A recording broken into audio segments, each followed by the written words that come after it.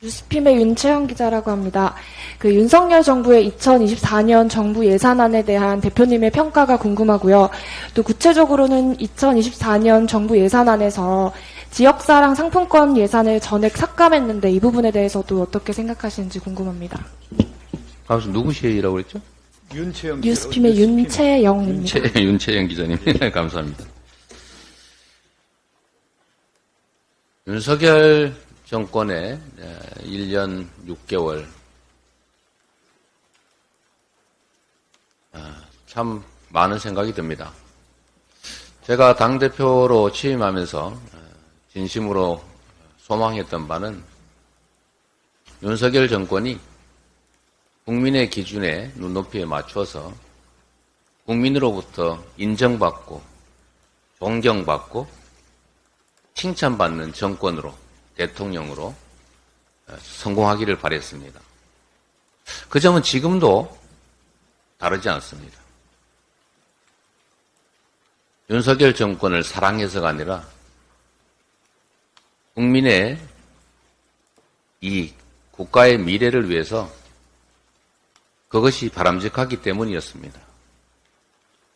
선의의 경쟁을 통해서 더 나은 결과를 만들어내는 것이 정치다라는 점을 보여드리고 싶었습니다.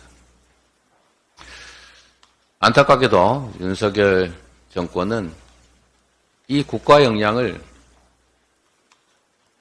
국리, 민복을 위해서 사용하는 것이 아니라 권력의 유지, 사적 이익, 그리고 반대 세력의 제거, 탄압에 다 소진하고 있습니다. 그 결과가 이 어려운 민생의 현안입니다. 현상입니다. 한번 생각해 보십시오, 여러분. 제일 중요한 게 뭡니까? 이념입니까? 진영입니까? 아닙니다. 제일 중요한 것은 국민의 삶입니다. 먹고 사는 문제입니다. 이 국민의 먹고 사는 문제에 대해서 이 정권은 이렇게 말합니다. 다 시장이 알아서 할 일이다. 자유롭게 결정할 일이다. 못 사는 것은 각자의 책임이고 무한 경쟁을 통해서 능력이 있다면 얼마든지 더 가져도 된다. 이걸 자유라고 생각합니다. 자유는 참으로 내용이 다양합니다.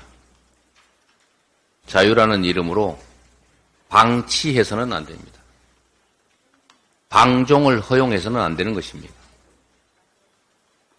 균형과 기회 평등 속에 역량을 발휘할 수 있는 것, 그런 장을 만드는 것이 진정한 자유라는 것입니다. 경제가 이렇게 어려워지는데 여러분 몇 년 후, 10년 후 대한민국 수출 산업이 어떻게 될 것 같습니까? 이제 재생에너지로 생산하지 않는 제품은 납품받지 않는 게 세계적 추세가 됩니다. 이미 대한민국의 재생에너지 부족으로 10년 이상의 장기 계약들이 거부되고 있습니다. 전 세계에서 재생에너지 비율이 가장 낮습니다. 재생에너지 확대 대책도 없습니다. 오히려 화석연료로 회귀하고 있습니다. 경제가 어려워지면 어려운 사람들이 더 어려워집니다. 양극화를 완화하는 것이 경제 성장에도 도움이 되고 국민 통합에도 도움이 되는 것은 상식입니다. 그런데 경제 상황이 어렵다고 하니까 초부자들의 세금을 깎아주고 서민들의 지원 예산을 대대적으로 줄입니다. 어떻게 되겠습니까? 당연히 소비 역량이 줄어들고 내수가 줄어들고 양극화가 심해지지 않습니까?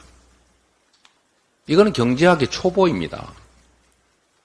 그런데도 건전재정 노래를 부르면서 어려울 때일수록 더 아껴야 한다라고 하면서 허리띠를 졸라매라고 하는데, 허리띠를 졸라매는 고통은 대다수 서민 대중에게 전가되지 않습니까?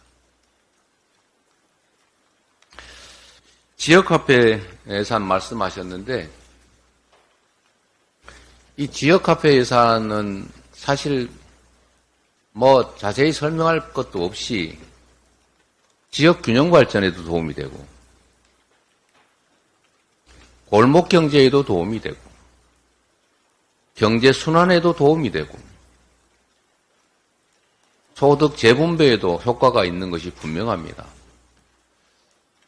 경험해본 모든 정책 중에서 가장 효율성이 높은 정책인데, 굳이 이 예산을 100% 삭감하겠다는 것은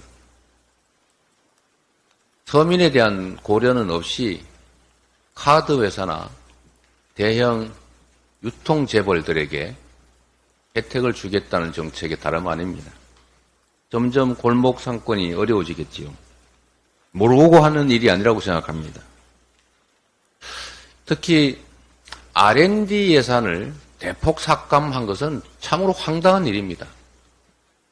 대한민국이 무슨 자원부국도 아닌 수출, 기술 수출로 먹고 사는 나라인데 연구개발 예산을 대폭 삭감해버리면 앞으로 우리 산업의 기업들의 경쟁력은 어떻게 확보합니까?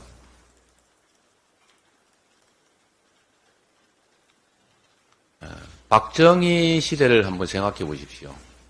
우리가 경제가 어려웠는데 국내에서 돈을 조달할 길이 없어서 해외에서 돈을 빌려서 투자했습니다. 차관이라는 게 바로 그런 거죠. 그런데 지금은 국내에서 충분히 자본을 동원해서 재생에너지나 또 미래 산업을 대비한 인프라 구축이 필요하고 거기에 충분히 투자할 수 있고 꼭 해야 되는 시점인데 오히려 반대로 가고 있는 거, 이거는 저는 무능이 아니라 정치적인 책략이 아닌가 하는 의심까지 듭니다. 어떻게 이 정도를 모를 수가 있겠습니까? 결국 1년여가 지나는 동안에 윤석열 정권이 한 일이라고는 국민을 갈라치기 하고 야당을 파괴하고 반대 세력을 적대시하고 민방위 부활하고 이념전쟁 시작하고 그걸 통해서 자신들의 소수 정치적 집단의 이익만 추구한 것이라는 생각이 듭니다. 이래가지고는 나라의 미래가 없습니다.